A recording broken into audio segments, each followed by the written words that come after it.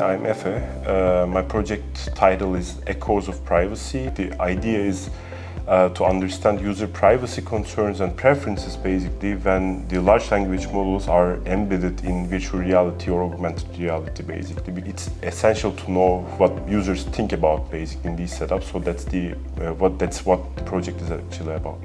My name is Chiara. My project is on participatory AI, and we try to understand how to involve stakeholders in a meaningful way when complying with the EU AI Act, and here we focus in particular on the high-risk requirements for AI systems.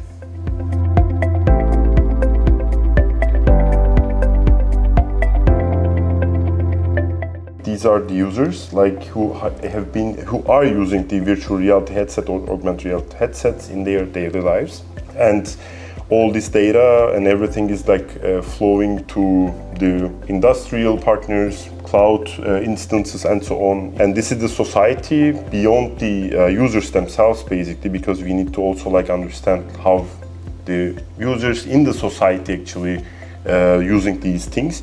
And this is connected to multiple instances because, because of the aspect of the project. And that's how I can say, because we need to understand how people are, concerned about their privacy mainly. So these are, I think, the main instances there. So I decided to draw just the network or a network of different experiences and perspectives. These parts are the technologies, so the idea is, or the thought is, that these technologies are embedded in society, so the systems are basically socio-technical systems.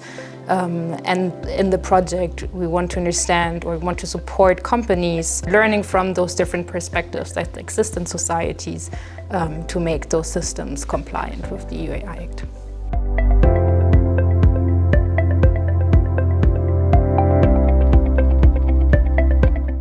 My project in the fellowship is more about the research part, but oftentimes only the results are just published and not many people are reading beyond your community basically. So my major aim in the fellowship is that we actually make these results and make these ideas, what people think about these privacy aspects basically collectively available in the society, so that whenever the technology providers or we as researchers, for example, develop further environments for such virtual reality with the large language models, for example, we keep these ideas in mind and then design that technology accordingly. At the same time, the society knows the aspects, and then this two-sided loop makes all the technology more human-centered and hopefully good for the good of the society, basically, in the end. Our aim is to work together with startups, so with companies that are in the process of understanding how to comply with the EU AI Act,